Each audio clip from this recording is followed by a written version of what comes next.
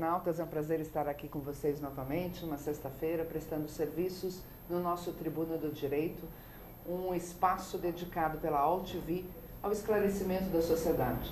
Todo mundo sabe, a proteção ao consumidor está registrado na Constituição Federal, tem o seu próprio código há mais de 20 anos, mas infelizmente, todos os dias, em quase todas as relações de consumos que nós passamos, desde o café da manhã na padaria até o jantar à noite num restaurante ou uma balada, temos problemas.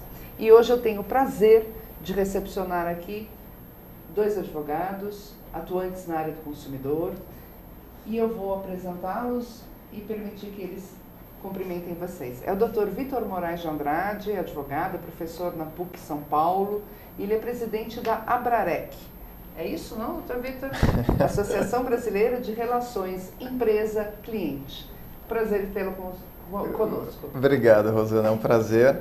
É isso mesmo, você acertou o nome da entidade. Bom, boa tarde aos internautas. É um prazer estar aqui e você tocou num ponto interessante.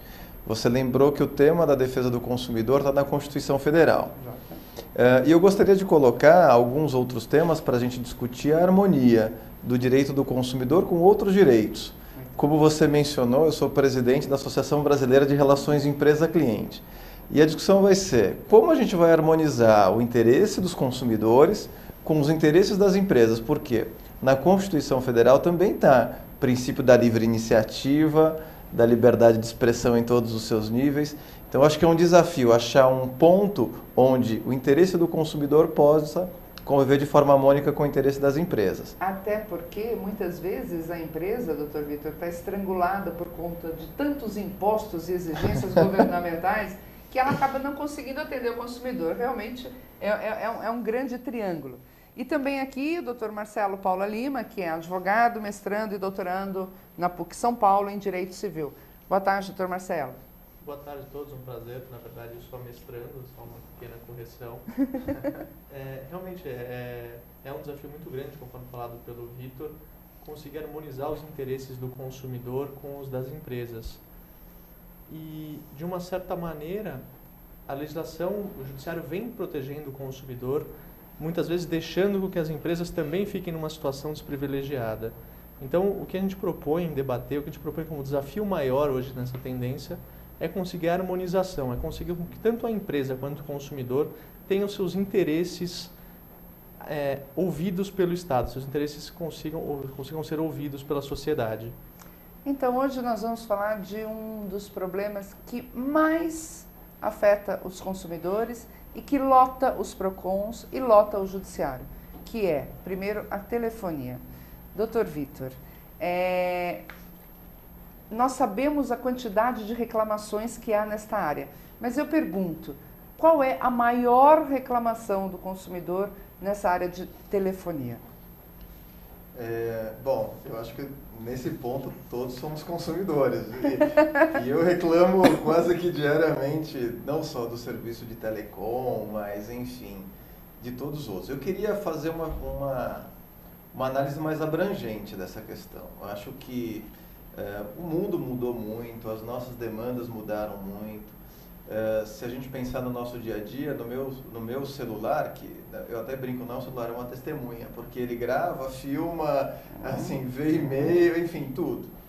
Ele é muito mais complexo do que era um celular há 4 anos atrás. Então, hoje, para que uma pessoa lide com uma razoabilidade de segurança, ela tem que ter conhecimento sobre voz, sobre dado, sobre internet, enfim. Então, o problema de telefonia ele se tornou muito mais complexo. E são muitas demandas contra a indústria de telecomunicações.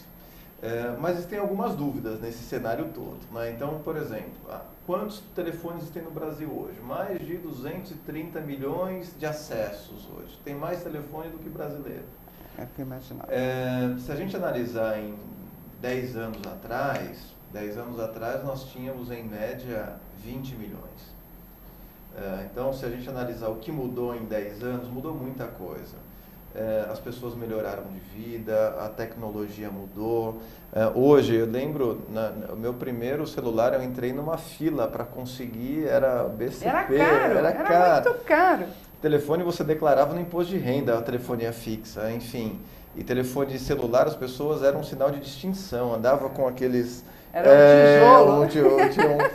Citando, o pessoal falava que era o tijorola, né? É. Tinha aquela marca grande. E hoje, enfim, então hoje se tornou algo habitual. Então, é natural que com essa mudança, né, as pessoas começaram a utilizar mais, as pessoas passaram a ter esse produto, que houvesse um aumento natural de demandas ou litígio. Eu não quero com isso discutir um tema que a gente discute bastante, se o crescimento da demanda foi sustentável ou não, ou seja, se as empresas aumentaram o volume de vendas e aumentaram o volume de demandas, o que seria incorreto, porque elas deveriam aumentar a venda sem aumentar a reclamação. Mas acho que antes da gente entrar no problema, acho que é importante a gente sempre tentar entender o que acontece na sociedade quando eu tenho problema. Por que a telefonia móvel é assim? Porque, poxa, às vezes a gente não tem sinal, por que o sinal não funciona? Aí eu faço a pergunta, doutor Vitor, é falta de investimento do setor para conseguir atender toda essa demanda? Porque só lembrando o internauta, curiosidades. A primeira vez que se tentou um telefone sem fio foi em 1947. O primeiro telefone tipo celular é de 1973 e foi da Motorola. E os primeiros telefones que foram começados, que foram colocados à venda, pesavam mais de 1 quilo e tinham 30 centímetros. Isso de 1983 para cá. Então eu pergunto, por que é tão difícil, já que é de 83 para cá, vamos colocar como data 83, que se autorizou toda essa venda, porque vende-se tanto, mas o consumidor nem sinal acha. Olha, esse é um desafio. Acho que existe uma questão prática em São Paulo, enfim, e alguns interesses muitas vezes controversos. É comum, eu ouço, estava, enfim, num prédio que tinha que, olha, não tem sinal. Ah, mas vamos colocar uma antena no prédio? As pessoas, não, antena no prédio não, pelo amor de Deus, porque tem a questão ambiental, isso pode gerar... Então, vamos assim, bom, ou você bem quer, qual o interesse que você vai privilegiar nessas situações? Então, o direito do consumidor, ele vive com interesses contraditórios, que é um pouco da característica do direito difuso, de uma forma geral. Então, eu quero um bom sinal, mas eu não quero antena perto de mim. Então, assim, bom, então talvez fique, ou você vai ter um mau sinal, ou você vai ter antena perto de você. Não tem alternativa. Bom, então, tentando trabalhar dentro dessa ideia, eu acho que a gente pode analisar o seguinte.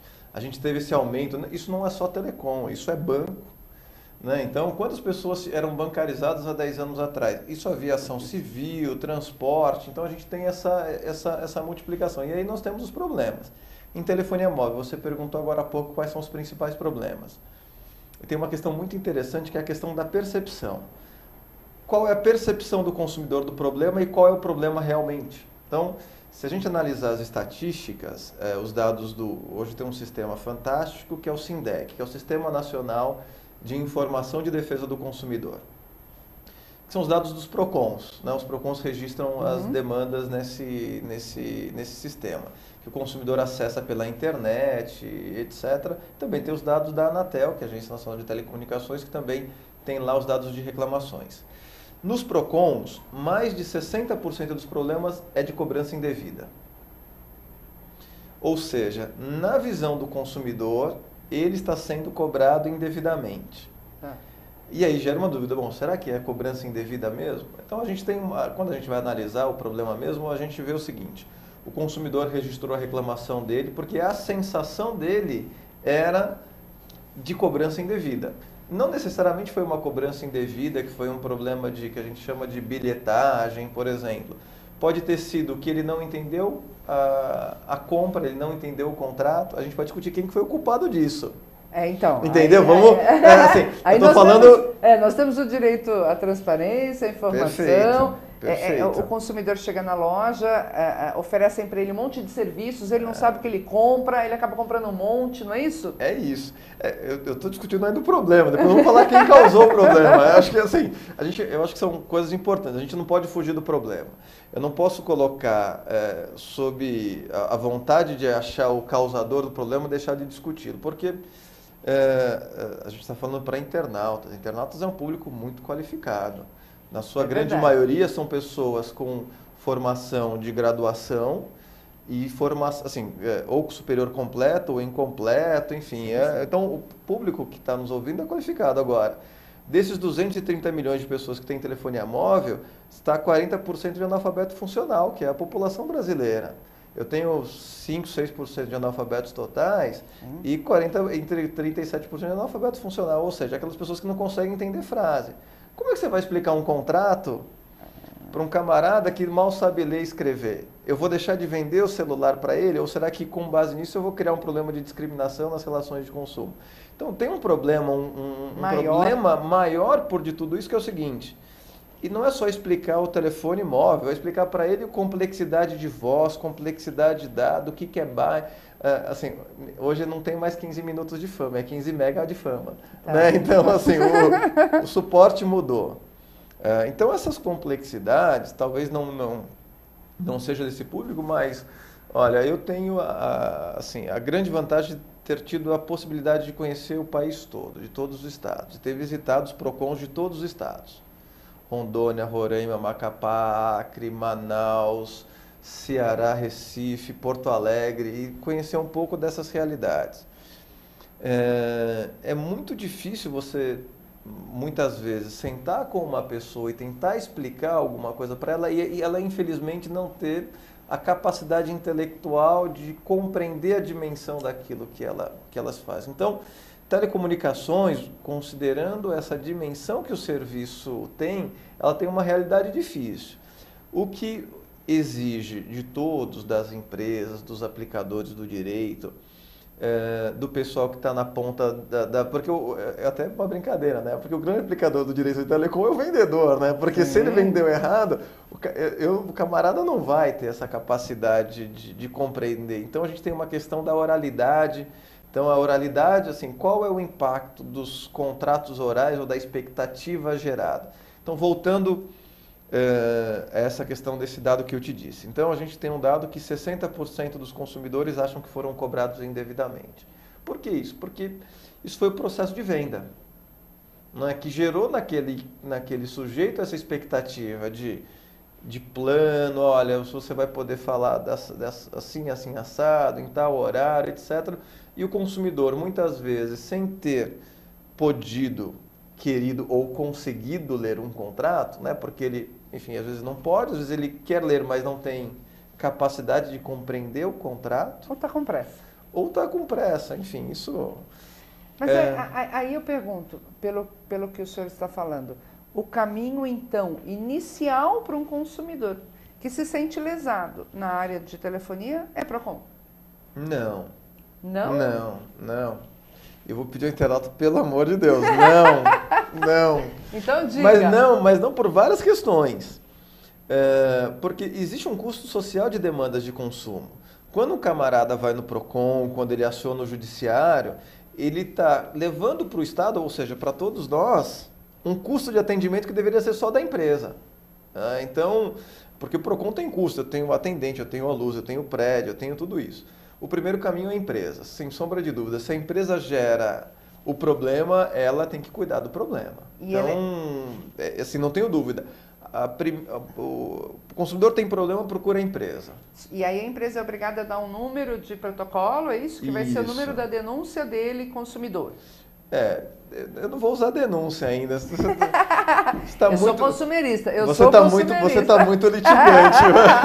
Você está muito litigante. Mas eu diria o seguinte, é um número que ele tem de controle da sua demanda. Controle para qualquer coisa. O consumidor, esse número é para empoderar o consumidor da informação que ele tem. Então ele tem que guardar isso. E as empresas são obrigadas a fornecer a ele a reclamação gravada?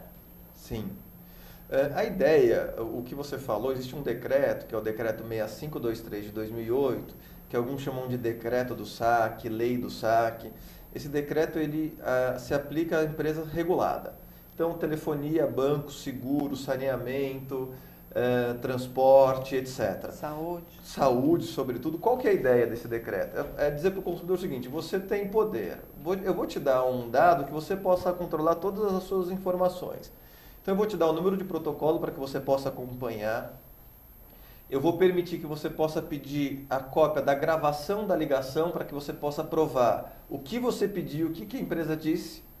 Então, em plano de saúde, enfim, eu passei um problema, enfim, não é o tema de hoje, você vai ficar com não é o tema de hoje. Mas, então a ideia é essa. Então, com esse número de protocolo, o decreto diz mais ainda, ele diz, o consumidor não pode esperar mais que 60 segundos.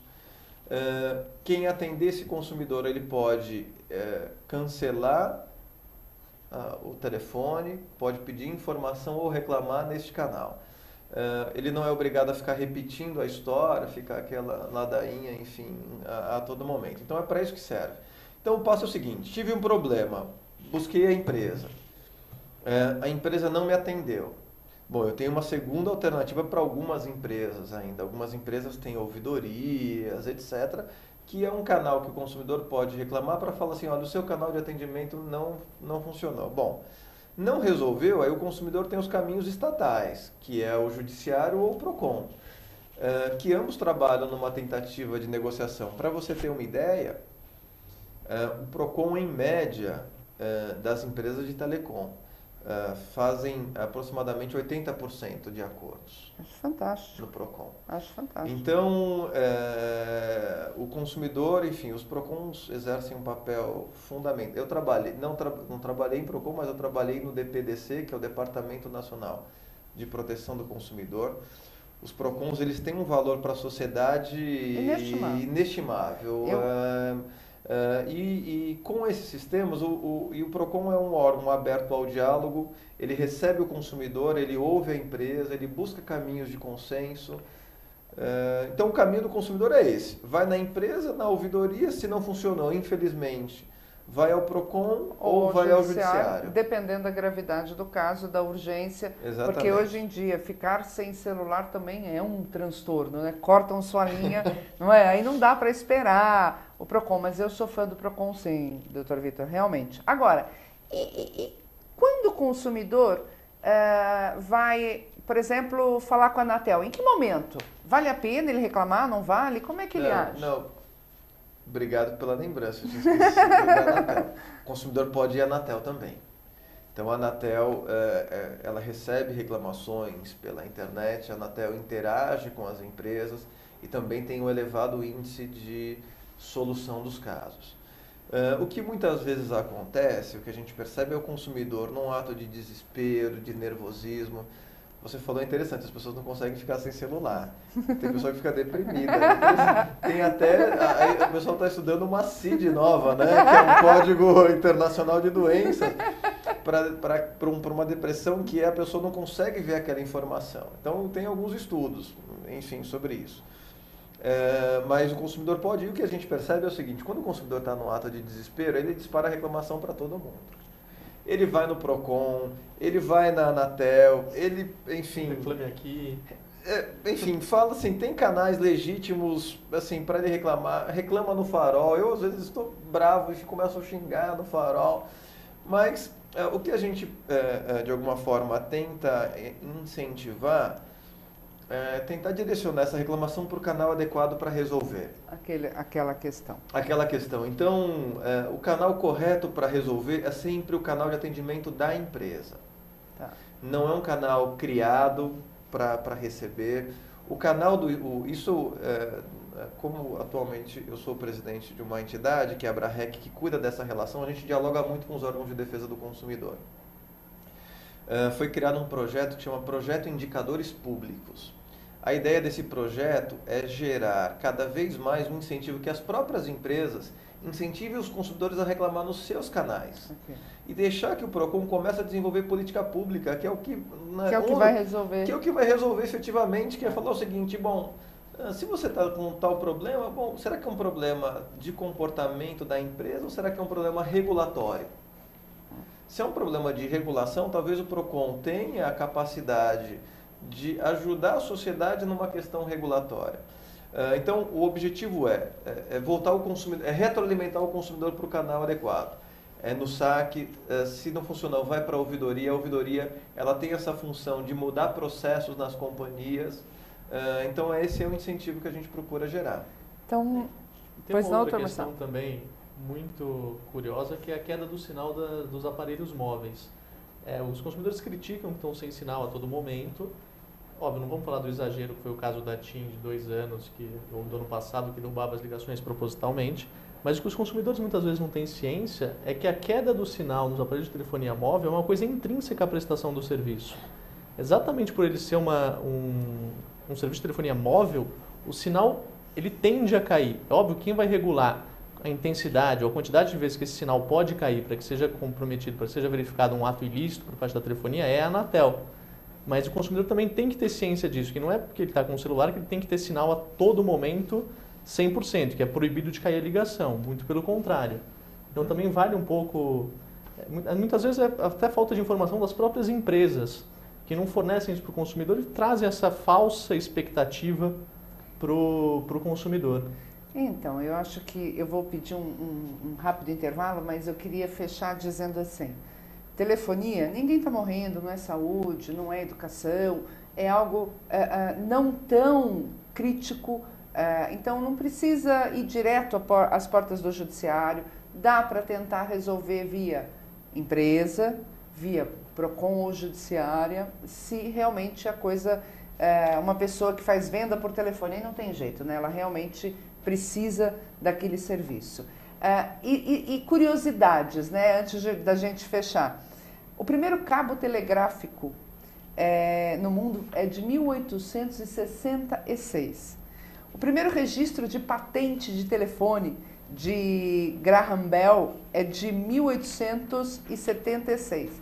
E, acreditem, em 1877, Dom Pedro II ordenou a instalação de linhas telefônicas do Palácio da Quinta da Boa Vista para a residência dos ministros.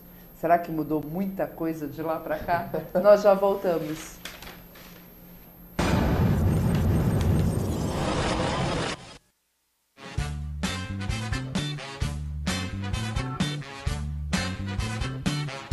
O álbum de figurinha é uma coisa que todo mundo gosta, então a gente acha que estava na hora de modernizar. O Glue é um álbum de figurinha digital. A ideia veio justamente dos álbuns de figurinha dos anos 80. O álbum de figurinha é uma coisa que ainda não existia para iPad. A gente fez um aplicativo complementar no iPhone, onde as crianças, os adultos podem carregar as figurinhas, fazer troca, ver quais tem e também mostrar para os amigos. Como se você levasse as figurinhas no bolso mesmo. Ele é muito parecido com o álbum real. A gente buscou o que era tradicional no álbum de figurinha e procurou adicionar o que a tecnologia tinha de disponível pra gente. O desafio era manter aquilo com cara de álbum de figurinha. O Glue é o nome do aplicativo e debaixo desse Glue tem o primeiro título, que é o Wonder Bunny. A gente começou desenhando no papel como seria o álbum. Eram páginas iguais que viraram 10 páginas diferentes. Era troca de figurinhas que você fazia pelo aplicativo, que virou troca de figurinhas pelo Facebook, pelo e-mail. Nós temos 100 figurinhas. A grande magia desse álbum foram as figurinhas animadas, que é uma coisa que, obviamente, no álbum impresso a gente não conseguia. E cada figurinha tem também uma historinha. A Sacilândia, que é um mundo fictício onde vivem todos os meus personagens, já existe há muito tempo. E o que eu fiz com o Wonder Bunny foi criar um mundo debaixo dessa Sacilândia, um mundo de personagens que se comunicam. A maioria são coelhos, e tem um coelho super-herói, que é como se fosse o host ali do álbum, e os seus amigos e as outras criaturas esquisitas, e engraçadas e bonitinhas. As pessoas que vêm não têm ideia da quantidade de trabalho que foi isso. Se a gente publicou 100 figurinhas, eu devo ter desenhado 400. Essa é uma figurinha. Então, tipo, olha, todos os PNGs separados, tá vendo? Aqui, ó, ele anima assim, um a um. A gente usou programador web, programador de banco de dados, programador front e back-end. O prazo é muito importante para você ter ideia também do quanto isso vai te custar, do investimento tanto de tempo quanto de mão de obra. A gente sabia o quão ia ser complexo, mas a gente imaginou uns 4, 5 meses. Acabou levando um ano.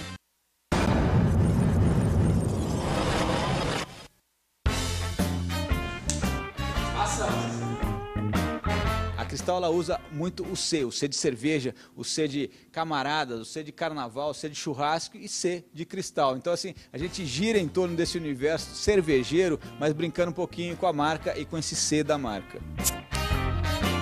E a gente vem de uma certa forma bem humorada e com um modelo, com uma métrica bastante interessante, explorar isso nesse filme, que é o filme Apelidos.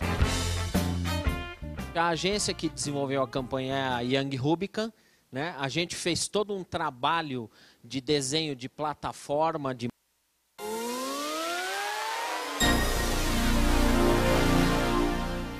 Bom, estamos tratando hoje do tema de telefonia e agora eu quero fazer um ping-pong aqui com os nossos convidados, Dr. Vitor Moraes de Andrade, Dr. Marcelo Paula Lima, para tentar esclarecer o consumidor, porque é muito importante a gente falar o seguinte: é fato que está na Constituição Federal a proteção ao consumidor.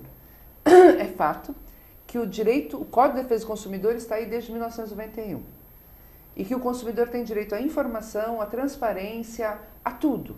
Mas também é fato que hoje tanto o PROCON como o Judiciário começam a exigir do consumidor um grau maior de responsabilidade, de informação, ou seja, já não fica mais tão fácil dizer que você não assinou aquele contrato, porque todo mundo sabe que tem que ler um contrato, tirar as dúvidas. Então eu quero, provocando mesmo os internautas, perguntar aqui para os nossos convidados, o consumidor, diante de tantos produtos oferecidos, diante de vendas casadas que são oferecidas, como ele tem que se comportar? Doutor Vitor? O seu ping-pong está mais para pinga-fogo do que para ping-pong. São temas difíceis, não são fáceis. Você tocou em algumas questões importantes. Existe até o papel do consumidor. Será que o consumidor de hoje é o consumidor que nós pensamos? Existem até conceitos novos de consumidor. Existe um conceito que é o consumidor como o prosumer, que é aquele sujeito que tem na mesma pessoa uma parte consumidor e uma parte fornecedor. É uma parte de direitos, é um conceito do Alvin Toffler de 30 anos atrás, que hoje a gente começa a reler esse conceito como se fosse algo novo. Então é verdade, o consumidor ele tem que se informar. E o engraçado é que cada vez mais a nossa tolerância e paciência na informação é cada vez menor. Hoje, contratos eletrônicos é de um clique só, porque se eu, por exemplo, em alguns portais de compra, eu já tenho pré-cadastrado o meu cartão de crédito, porque se eu quero o produto, eu só dou um clique. Eu falo isso para algumas pessoas, você não tem medo que eu falo assim, não, é natural, E tem uma questão que é importante, que é analisar o risco como uma questão cultural também. Não é? Eu brinco, meus parentes são do interior, enfim, Mato Grosso, e sempre vivem fazenda. Então, o risco na fazenda é ser picado de cobra, na cidade é ser atropelado. Então, baseado na sua questão cultural e nas experiências que você tem, o risco é diferente. Então, o risco na internet, para mim, pode ser mas quem vive com a internet desde que nasceu é outro. Então, será que eu posso falar que o risco ele é o mesmo para quem começa agora ou para quem não começou? Mas, tentando não fugir do tema que você colocou e voltando para a pergunta, a questão da informação. Eu acho que a informação ela exerce um papel fundamental nas relações de consumo. Ela permite que o consumidor exerça o que também está na Constituição, que é a liberdade. A liberdade de informação, enfim, eu acho que aliás, um dos primeiros direitos do consumidor, se a gente for analisar a natureza, tem um discurso famoso de 1962 do Kennedy que se discute, que ele falava à época, olha, o consumidor ele precisa de informação, é um direito fundamental esse direito à informação, na resolução 248 da ONU, e o Código de Defesa do Consumidor ele tem na informação algo fundamental, porque na minha avaliação o Código ele cuida muito mais da prevenção do que da reparação. Então ele busca muito mais prevenir um problema do que reparar o problema, porque quando repara ele é muito duro na reparação. Então a informação ela tem esse papel. Qual é a ideia da informação? A informação ela acontece quando o consumidor compreende a informação. Não basta, assim, não adianta estar disponível a informação. A gente está falando com os internautas e de vez em quando eu baixo uns aplicativos no meu celular, que é um device de 4 polegadas. Eu acho que é um atentado contra a minha inteligência a empresa acreditar que eu vou ler num device de 4 polegadas um contrato de 30 páginas. Assim, é inadmissível. Eu não vou ler um contrato de 30 páginas, ainda mais num celular. Mas a informação está lá. Então, a informação estar disponível significa que houve a informação? Acho que essa é a pergunta. Então eu diria o seguinte, a informação ela acontece quando o consumidor compreende aquela informação. Então ela tem que estar disponível de tal forma que também estimule o sujeito a entender aquilo. Eu acho que nada melhor do que a internet para isso. Tem um vídeo, então aproveita, acho que a facilidade de falar com a internet que a gente pode falar e a pessoa consultar ao mesmo tempo aquilo que a gente fala. Tinha um camarada, um publicitário, que é o Alan Siegel, que tem um trabalho interessante, que ele fala da simplificação da linguagem jurídica. Então ele tem uma palestra que vamos simplificar o jargão jurídico. E ele fala o seguinte, que a tecnologia pode servir para criar esse mecanismo de percepção e adaptação da informação. Então, eu quero dar informação, eu vou políticas de uso. Bom, olha, consumidor, você vai usar você vai comprar esse produto, vamos supor que eu queira contratar um celular, alguma coisa do tipo. As empresas já têm essa capacidade. Então, eu falo assim, olha, será que tem sinal onde eu vou circular? O que o consumidor pode pedir? Informar os CEPs da onde ele vai circular para verificar se tem cobertura, porque às vezes o consumidor informa o CEP da casa dele, na casa dele tem cobertura, mas onde ele vai, não tem. Mas o trabalho não tem, onde ele circula não tem. Então, a informação serve para isso, ela serve para que o consumidor possa escolher se é aquilo que ele quer ou não, dá ao consumidor a liberdade de buscar produtos melhores, produtos a preços mais convidativos, se atualizar, enfim. Então a informação é o que vai dar para o consumidor esse poder. Eu diria o seguinte, para simplificar, informação é igual a empoderamento, o consumidor bem informado é o consumidor que tem poder, que exerce um papel ativo. A gente vive numa sociedade pós-moderna, mas é uma sociedade do hiperconsumo. Não é? Se a gente analisar, essa é uma questão interessante. Do ponto de vista de análise, ela é pós-moderna, mas do ponto de vista do consumo, não é de pós-consumo, é do hiperconsumo, ou seja, se consome cada vez mais. Então, é o consumidor que muda a economia, não numa economia mais de oferta, mas a gente passa a ter uma economia de demanda. O consumidor é que demanda o que ele quer, e ele demanda porque ele é bem informado. Então, eu diria isso. O consumidor tem que se informar de todos os aspectos, direitos e obrigações. Doutor Marcelo, quer complementar alguma coisa? E é interessante também observar, a gente não está mais tratando com um judiciário pró-consumidor ou simplesmente pró-consumidor. Então, se o consumidor se dirige a uma companhia de telefonia para adquirir um produto ou adquirir um serviço, e se tiver alguma parede, um cartaz, se tiver alguma parede, uma informação, um panfleto que traga alguma informação para o consumidor, ele não pode alegar depois no judiciário esse desconhecimento. Então, é uma postura que hoje vai exigir maior proatividade do consumidor. Exatamente no sentido também de não querer jogar toda a responsabilidade em cima da empresa. Eu acho que esse também é um ponto interessante que deve ser considerado. Então, eu diria aos internautas, acho que os colegas concordariam comigo. Óbvio que você, internauta, não pode alegar que você não sabe mexer na internet do seu celular, né? Mas é óbvio que aquela secretária do lar, da casa onde vocês residem, tem um celular lá, ela não sabe nem passar mensagem porque ela está no mundo dos analfabetos. Então, o artigo 113 do nosso Código Civil fala isso, que o juiz vai analisar cada caso de acordo com as necessidades locais, com a situação local, enfim, eu colocaria de uma forma mais simples. Uma pessoa que mora no interior, na fazenda, tem um celularzinho dela, está tendo problema, o caso dela, o mesmo problema no celular dela, no telefone fixo dela, será analisado de uma forma totalmente daquele consumidor que estará na Avenida Paulista, com o celular último tipo, sendo ele jovem, né, afeto à internet, etc. e tal. Eu acho que começamos a ver essa distinção na justiça já, doutor Vitor? Eu acho que já, né? Eu acho que já há algum tempo. Não tem como o juiz se furtar da análise do caso concreto. De analisar, olha o caso da dona Maria, enfim, que vai chegar, olha, eu não tive a capacidade de perceber, de compreender. Eu acho que não só o judiciário, mas o judiciário, os órgãos de defesa do consumidor, mas eu acho que essa é uma obrigação das empresas também. Eu acho que esse papel não pode ficar só para o Estado. Eu acho que as empresas também têm que ter. E não estou falando que isso é fácil. Aliás, isso é muito difícil. Seria regionalizar a informação de acordo com o Brasil. Isso é muito difícil. Então, qual é o desafio? Bom, de que forma eu vou informar, assim, criar um contrato, uma relação... E ainda mais na internet, que não é nem regional, é mundial. E isso geram várias questões, até do ponto de vista de eu saber com quem eu estou comunicando. E aí hoje, não é para agora, mas numa outra discussão, é saber, será que eu posso saber com quem eu estou me comunicando?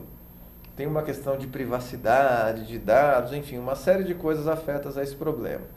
Mas as empresas têm cumprido esse desafio, porque é um desafio que atende os interesses do consumidor e atende os interesses da empresa que quer prestar um serviço mais adequado. Eu vou te dar um exemplo. Não adianta um canal de atendimento eletrônico, tem até eletrônico humanizado, que é aquela mocinha do call center que fala com a máquina do call center que fala com você. Perguntar, você quer tal produto, sim ou não? Se em alguma região do país o sim ou não é isso, em algumas regiões do país isso quer dizer sim. Né? Você deseja? Isso. Então, se eu não tiver certo regionalismo em algumas relações, a comunicação vai ser difícil. Então, eu diria, o juiz tem cada vez mais se adaptado a essas questões, até porque no Código mesmo tem como direito básico a facilitação das defesas dos interesses do consumidor, que vai analisar esse nível de vulnerabilidade que ele tem em todos os seus aspectos. Os PROCONs, que na verdade são um termômetro da sociedade, por quê? Porque eles que estão ali no balcão, enfim, escutando as queixas dos consumidores também têm que se adaptar a isso. E as empresas também têm que se adaptar a isso. Isso é inevitável. As empresas hoje elas precisam entregar o produto e entregar algum valor que fique para a sociedade também. E eu vejo as empresas que buscam se perpetuar, ter uma relação mais fiel com seus clientes, buscando entender quem é cada um desses clientes, como eu comunico com ele, qual é a forma adequada dele se entender, dele me entender. Então eu diria que as empresas têm um desafio. E poderíamos falar, doutor Marcelo, que essa dificuldade das empresas com os seus consumidores, que ainda existe, pode ser pensado talvez até como uma diretriz pública, mas não só no campo da telefonia, no campo de planos de saúde, no campo de bancos, cartões de crédito, enfim, nas demais relações onde também falta essa interface de informação, tradução, empoderamento. Pode, e de certa maneira a gente pode constatar que até já está sendo feito. A partir do momento que o Estado cria agências reguladoras nos setores que a gente estava falando, da telefonia, a Anatel, da saúde, a ANS e outros diversos campos da economia, o que o Estado tenta fazer é uma forma de proteger indiretamente o consumidor. Ele percebe um problema num determinado setor da economia e cria uma autarquia, uma agência reguladora, que tem como principal objetivo estabelecer, detectar esses problemas e estabelecer regras de conduta para aquele setor da economia. Então, ainda que indiretamente, as agências reguladoras configuram também uma importante forma de defesa dos interesses do consumidor. Então, esse entendimento é extremamente válido. Mas a gente também não pode perder de vista a dificuldade que é fazer isso no Brasil. É muito simples, quer dizer, é mais simples fazer isso em países pequenos, países como a Alemanha, como a Itália, como Portugal, do que tratar esse problema num país de tamanho continental, de proporções continentais. Então, infelizmente nosso tempo está correndo. Eu queria fazer uma última pergunta e já, na sequência, as nossas despedidas. Doutor Vitor, sendo prática, eu sou consumerista, eu sou litigante sim, porque eu acho que tem hora que ainda no Brasil é só na base do tem que exercitar a sua cidadania. Eu pergunto, seria uma solução talvez criar cartilhas e talvez tentar tornar essa linguagem mais fácil. E a segunda pergunta também, bate-bola, o brasileiro pode começar a confiar nas agências para começar a buscar mais essa demanda e tentar resolver esse problema com criação de diretrizes públicas, doutor Vitor? Isso seria quase um outro debate. Bom, tentando ser bem pragmático, objetivo. Bom, da sua primeira... Aliás, cartilha? Da cartilha. Eu acho que... Eu não vou falar em cartilha, eu vou falar em comunicação. Tá. Né? Porque, enfim, talvez comunicar por cartilha hoje seja algo... Enfim, não vou dizer... Assim, poucas pessoas leem cartilha. Eu pergunto para o internauta quem lê cartilha. Tá. Eu acho que talvez eu possa ter uma cartilha, eu posso ter um filminho no YouTube. Legal. Que vai ter esse conteúdo de cartilha, Legal. Algo visualmente mais gostoso, mais acessível. O mundo inteiro acessa filminho em todos os lugares. A gente tem, enfim. Bárbara ideia. Eu acho que a gente pode colocar a cartilha num modelo mais moderno, uma nova roupagem. Eu acho que isso é fundamental porque vem dentro da ideia de comunicar, informar, empoderar o consumidor. Isso para a empresa é ótimo, porque o camarada que sabe as regras do jogo não vai demandar indevidamente, não vai criar expectativas indevidas. Então, isso exerce um grande poder de equilíbrio e de harmonia. Eu acho que a informação é um ambiente que pode estabelecer uma harmonia. Bom, da segunda parte das agências, se o consumidor pode... Confiar e vale a pena denunciar? Eu vou dizer o seguinte, eu não vou dizer se pode ou se não pode, eu estou falando que deve. E se confiar e se a confiança for frustrada, algo está errado e algo tem que ser mudado. Eu acho que as agências exercem um papel fundamental de regulação de mercado. Aliás, o tema da defesa do consumidor no país, se nós analisarmos do ponto de vista histórico, ele inicia num processo inicialmente de caráter penal e depois num caráter de regulação, no sentido de que criar mercados regulados seria uma forma de que o serviço seja prestado de uma forma a minimizar o impacto danoso ao consumidor. Então o consumidor, ele deve confiar nas instituições, em todas as agências, e se a sua confiança depositada for frustrada, ele tem que reclamar, porque o problema não é da regulação, mas é que o poder regulatório está sendo exercido de forma ineficiente. Então, se uma agência não funciona como deveria, o consumidor tem que denunciar, falando assim, a agência não está funcionando de que forma deveria. Talvez não seja discutir para não ter a agência, talvez seja para discutir para ter uma agência boa. Eu acho que esse é o ponto. Doutor Marcelo? Concordo em tudo. Acho que também tem uma outra questão interessante que também é muito mistificada, que é o seguinte, é muito fácil, às vezes a gente ouve dos consumidores falando que, não, a culpa é da empresa, porque a empresa quer tomar dinheiro de mim, a empresa gosta de ir para o judiciário, só que não é bem assim. Do ponto de vista econômico, qualquer problema que a empresa leve para o judiciário, ela também está tendo um prejuízo. Para a empresa, assim como para o consumidor, é muito mais vantajoso resolver as coisas extrajudicialmente, resolver as coisas amigavelmente. Nenhuma das duas partes perde mais tempo com isso, gasta mais dinheiro com advogados, com custas de processo. Então, na verdade, o que a gente tem que observar é que o interesse da empresa, no final das contas, é o mesmo interesse do consumidor. Ambos querem que o negócio seja bem sucedido, que o contrato seja feito e que não tenha reclamações. A empresa quer vender assim como o consumidor quer comprar. São interesses que se complementam.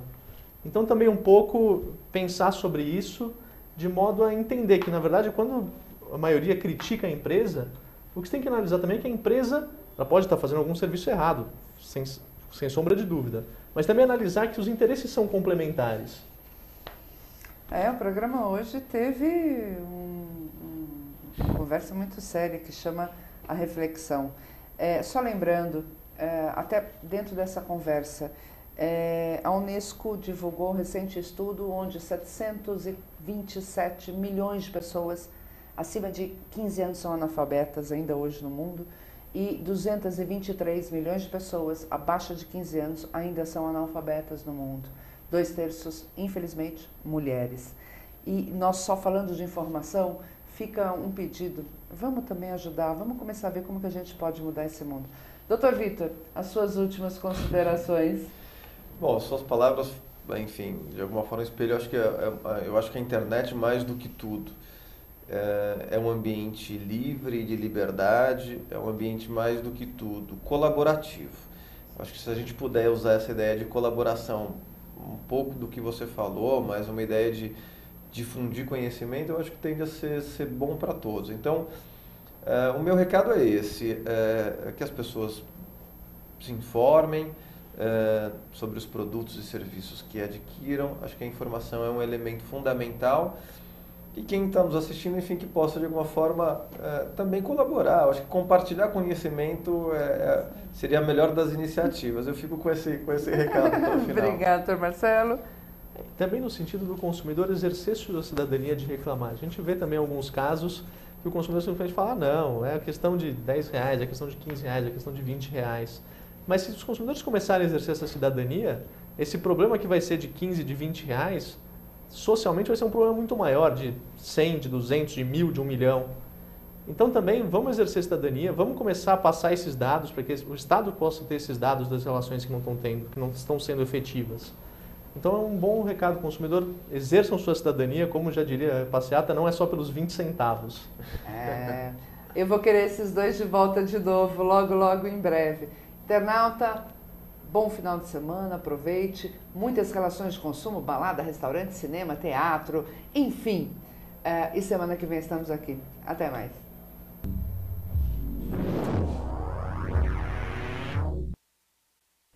Dê sua mão, por favor.